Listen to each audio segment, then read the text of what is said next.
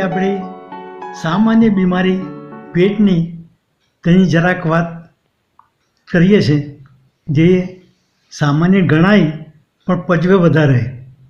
તેમાં શું છે કે આપણે ખાઈએ ને ઓળકર આવે, ઓહ ઓહ વારે વારે, અને પેલું ખાધેલુંમાં એક તો ગમે નહીં, પછી કોઈની વાતો સાંભળવાની નહીં ગમે, એટલે બેચેની આપણે અનુભવીએ.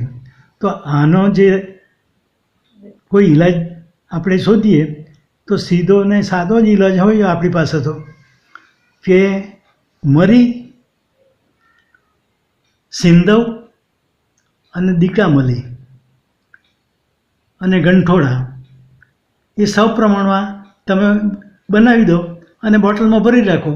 તેમાંથી જરાક અડધી ચમચી લઈને લીંબુના 2 ફાળચા બનાવો.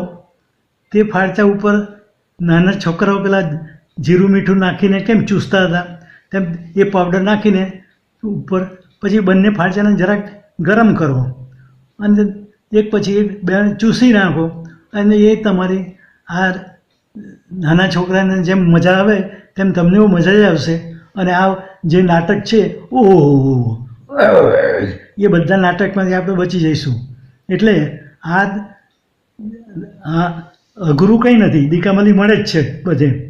એટલે આમાં આ મને અનુભવ એ રીતે થયેલો કે એક બેન 35 વર્ષની, તે બિચારી 6 મહિના સુધી ડૉક્ટર, લેડી ડૉક્ટર ત્યાં જઈને પછી થાકીને અહીંયા આવેલી, અને મેં કહ્યું કે આપણો કર, અને પછી તે અઠવાડિયા પછી મને મળી, દાદા આ મારી વાત તો એમ કે હવે દુઃખની જતી જ રહી, એટલે ખુશખુશીને આમાંથી વિચારી આવી. એટલે મને એમ થયું કે આ એક સેવા યજ્ઞ છે, તો તેમાં તમે પણ જાણો, લોકોને જણાવો, અને આ સેવા યજ્ઞ ચાલુ રહે એવો ઉમંગ સાથે તમે તમારા જીવનમાં લાવો લૂંટો.